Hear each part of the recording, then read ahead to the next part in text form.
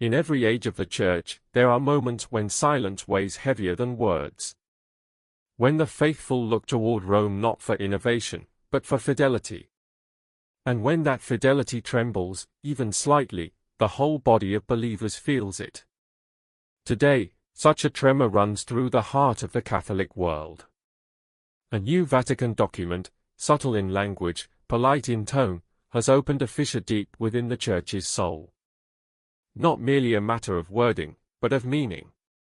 Not a casual debate over titles, but a question that pierces straight into the mystery of Our Lady, and, by reflection, into the mystery of Christ himself. The topic? The ancient and beloved titles of the Virgin Mary, Co-Redemptrix and Mediatrix of all graces.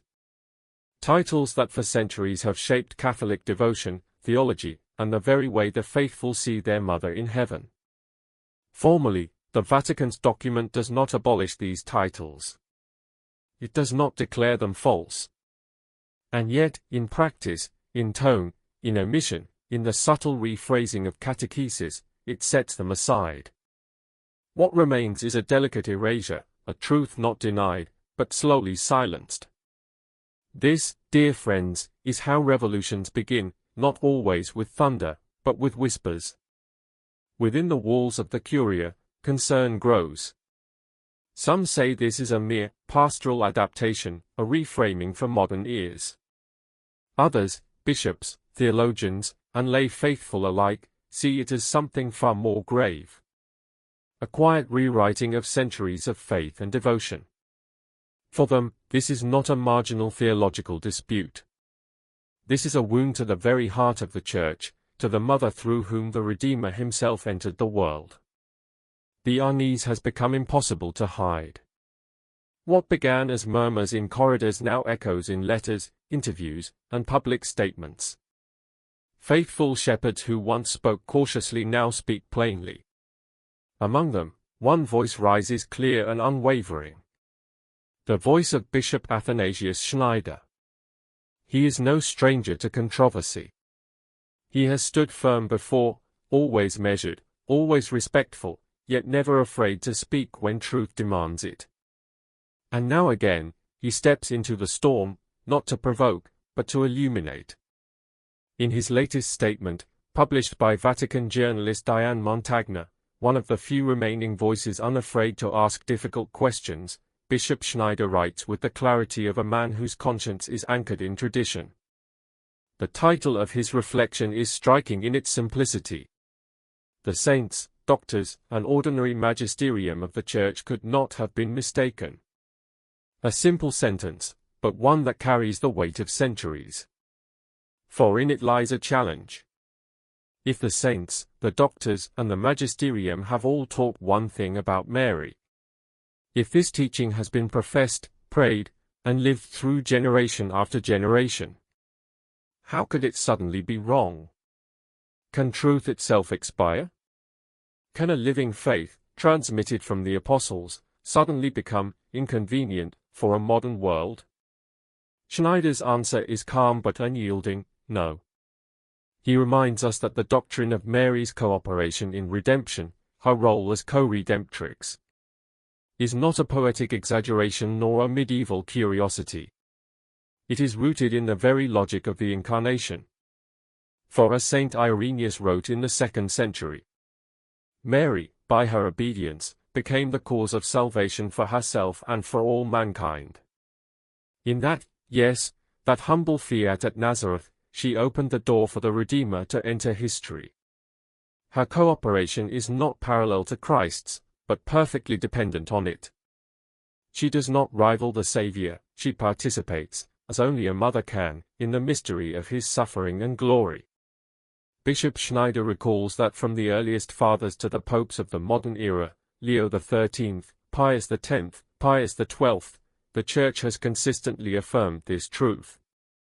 A seamless thread runs through history, unbroken, luminous. Mary, the new Eve, intimately joined to the new Adam.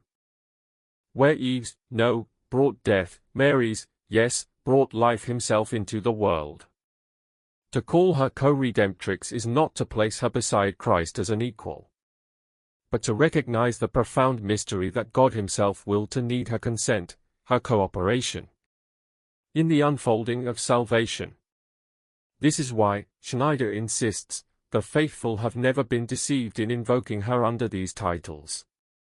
For the instinct of faith, the sensus fidei, cannot contradict the Magisterium when both have been nourished by the same Spirit. If the Church could have been wrong about Mary for 2,000 years, then what certainty remains about anything at all? The bishop's words cut deeply, yet peacefully. He does not accuse, he calls to remembrance. His tone is not rebellion, but filial love, love for the Church, love for the Mother of God.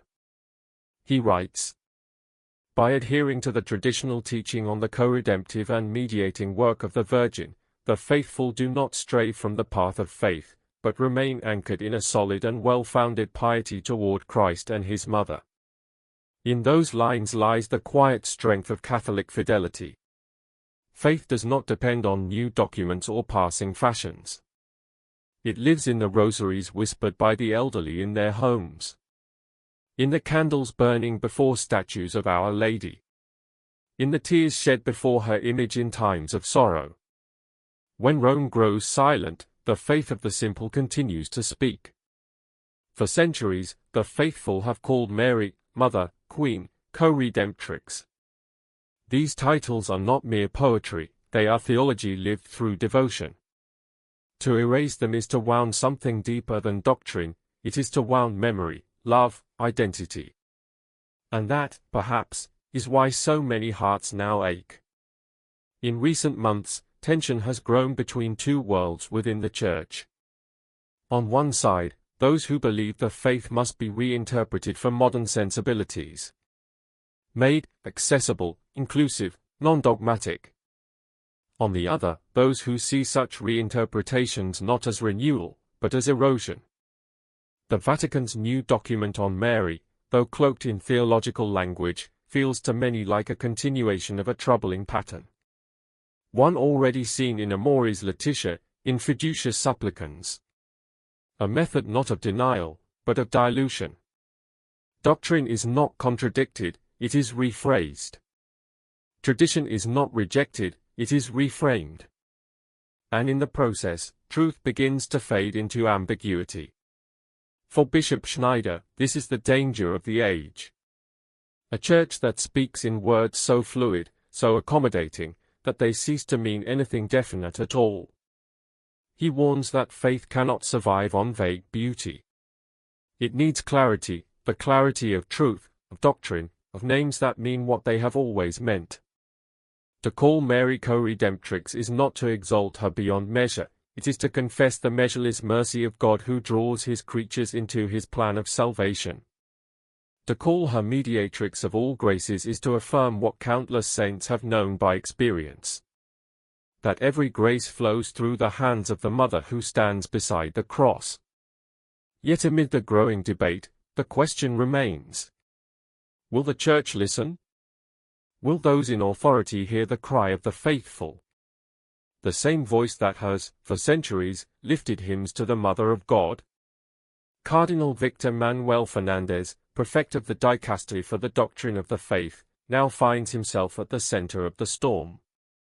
Alongside him, the Holy Father himself, who alone can decide whether this new theological direction becomes part of official teaching or fades away as a passing experiment. And so the Church waits. In Rome, the silence is heavy.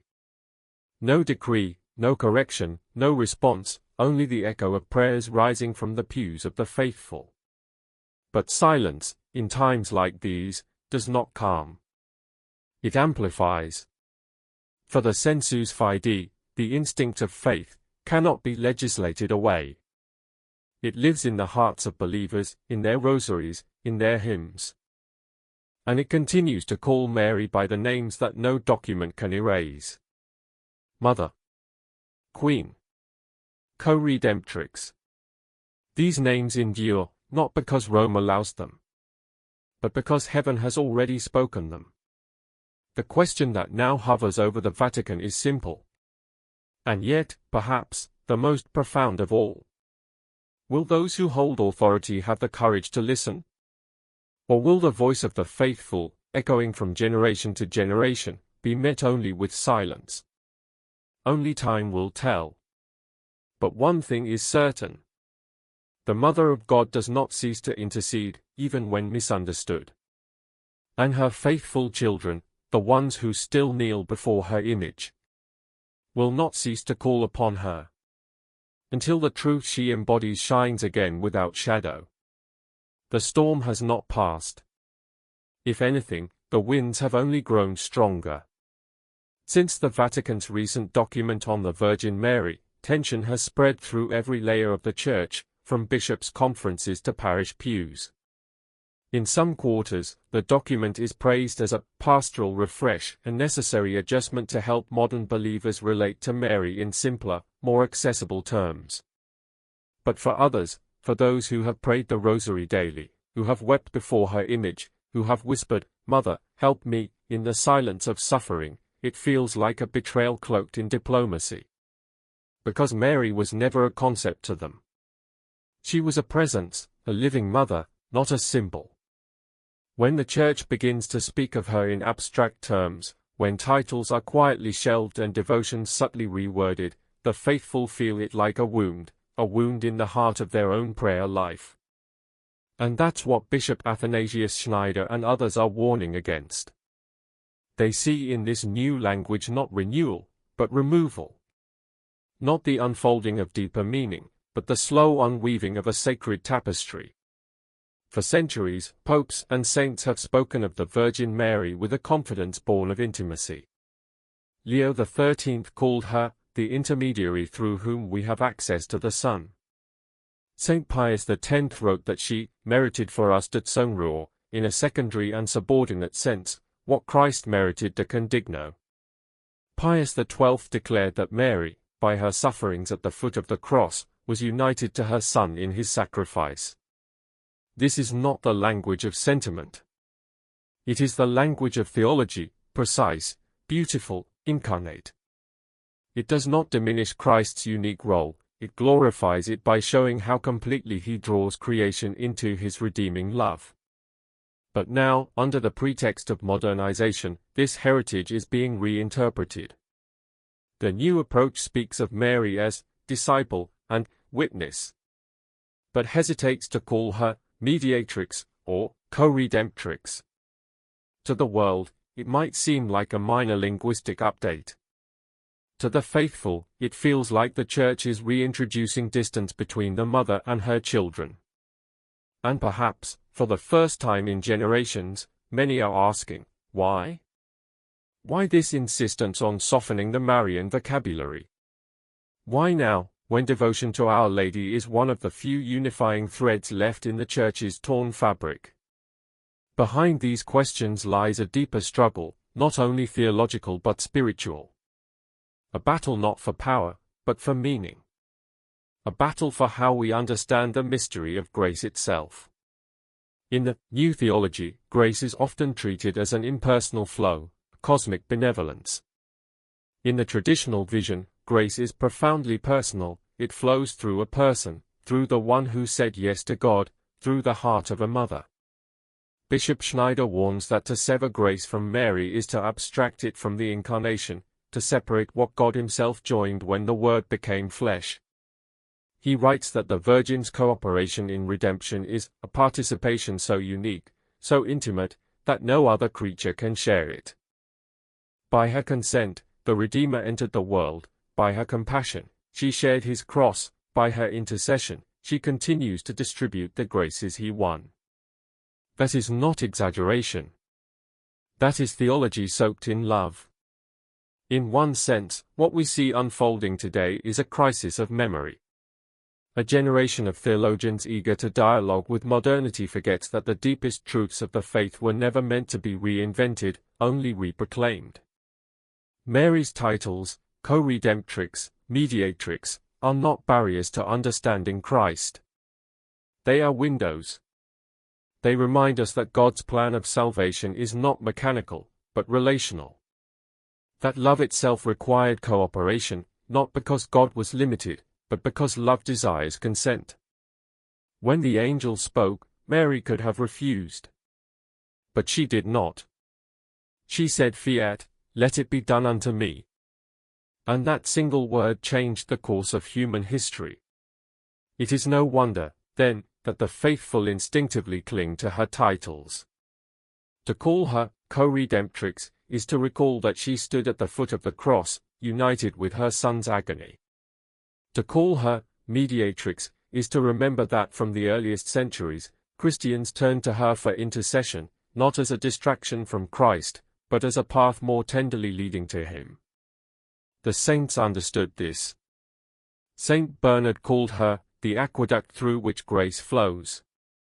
Saint Alphonsus Liguori declared that he who finds Mary finds life.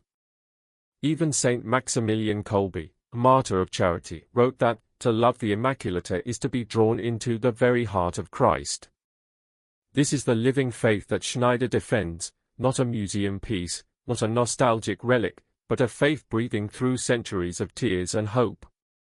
And yet, inside certain Vatican circles, such words now raise eyebrows. Some theologians argue that the titles Co-Redemptrix and Mediatrix may confuse non-Catholics, that they obscure the unique mediation of Christ. But Schneider responds with a piercing logic. If centuries of saints and popes have used these titles, and if the Church herself has canonized those who taught them, then who are we to declare that language suddenly inappropriate? He writes, "The saints, doctors, and the ordinary magisterium of the Church could not all have been mistaken. To suggest otherwise," he adds, "would mean that the Holy Spirit, who guides the Church into all truth, failed for nearly 2,000 years. And that is something no faithful Catholic can accept." But this controversy is not only about words. It touches something more intimate, the Church's very soul, her Marian heart. For if the Mother of God can be quietly sidelined, what else might be reconsidered tomorrow? If the faithful's deepest devotions can be labeled theologically outdated, what becomes of the Church's trust in her own continuity? These are not paranoid questions. They are born from love, the kind of love that fears losing what is sacred. In a small parish in Poland, a young priest preached recently on the controversy. His voice trembled as he said, "If they take away her titles, they take away our songs. They take away the language our mothers used to pray." It wasn't academic for him. He had grown up hearing the litany of Loretto sung in candlelight, hearing the old names of Mary whispered like a heartbeat through generations. To erase them now, he said, is to erase memory, and memory, in the Church, is sacred. The debate has now spread beyond theologians and bishops. Ordinary Catholics across continents are responding, writing open letters, recording videos, gathering to pray rosaries in reparation. They are not protesting out of defiance, but out of fidelity. Because they sense something precious slipping away, not by decree, but by indifference. And so, the Church finds herself divided once again, not by schism, but by sorrow.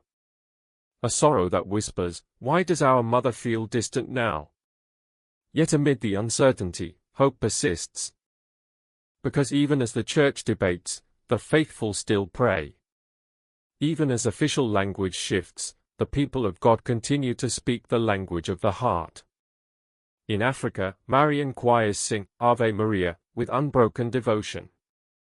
In Latin America, pilgrims still walk barefoot to her shrines. In Europe, mothers still teach their children to fold their hands before her image. And in Rome itself, beneath the same skies that cover the Vatican, candles continue to flicker before statues of the Madonna. No document can stop love. And love, in the Church, has a memory longer than any decree. But the question remains unresolved. Will Rome listen? Cardinal Fernandez and the Pope now face a decision that will shape more than policy, it will shape trust. For in matters of faith, perception becomes reality. If the faithful feel their devotions are dismissed, their confidence in Rome's pastoral heart will suffer deeply. And so, the Vatican stands at a crossroads.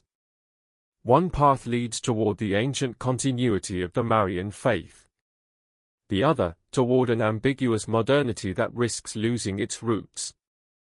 Bishop Schneider, in his measured calm, calls not for rebellion but for remembrance.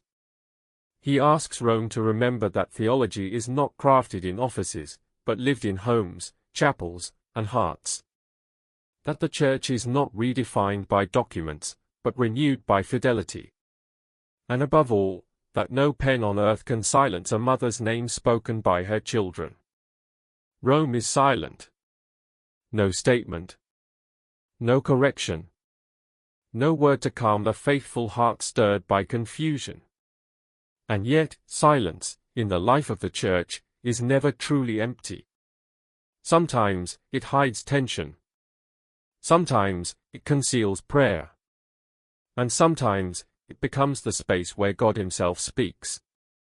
The Vatican's recent document, with its careful phrasing and ambiguous restraint, may have been meant to clarify. But across the Catholic world, it has done the opposite. For millions, it has awakened questions that go beyond theology, questions of trust, of continuity, of faith itself.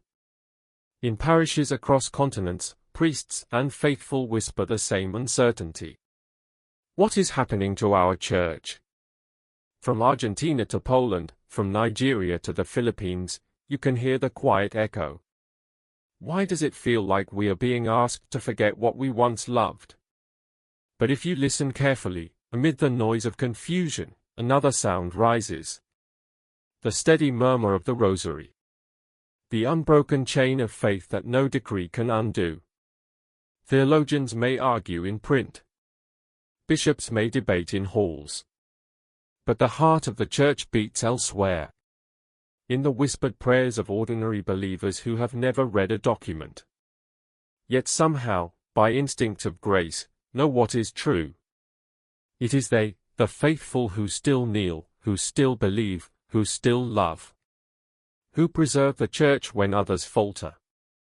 They are not theologians, yet they understand that taking away the mother diminishes the son. They are not scholars, yet they know that love is not improved by forgetting its language. And so, the real resistance does not happen in Rome. It happens in homes, in chapels, in the hearts of the simple who refuse to stop saying, "Hail Mary, full of grace." Because they remember. They remember that Mary was at the cross when nearly everyone else had fled. They remember that her sorrow became the cradle of their hope. They remember that she has never once abandoned the Church, not when empires fell, not when popes faltered, not when faith was mocked. And they know, she will not abandon her children now. Bishop Schneider, in his latest remarks, points to this very truth.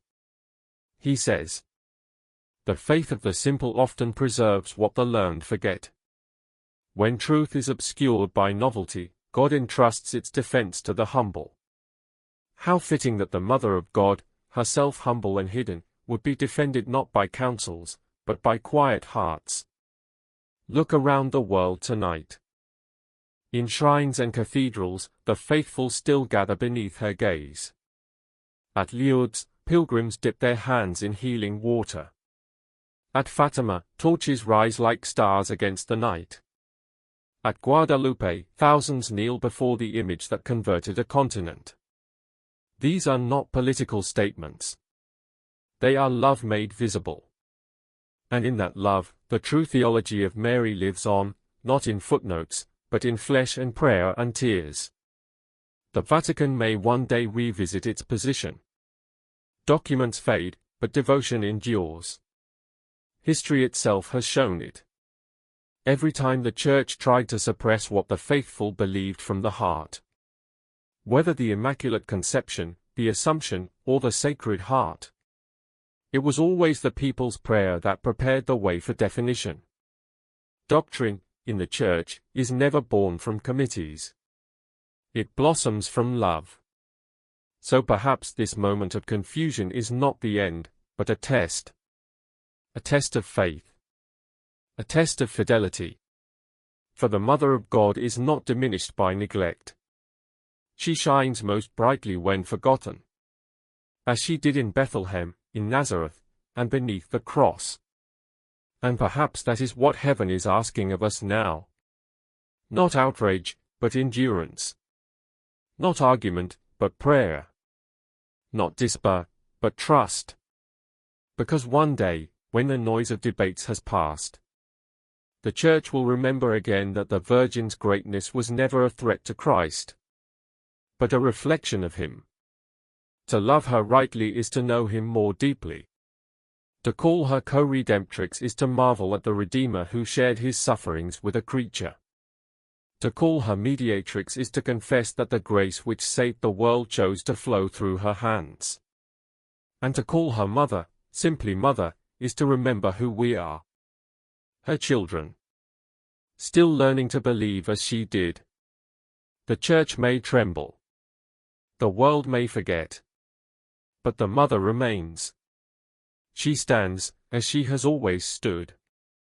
Beside the cross, beside the altar, beside each of us in our trials. And from that place, she whispers again the same words she spoke to the servants at Cana. Do whatever he tells you. That is her last word, and her truest title.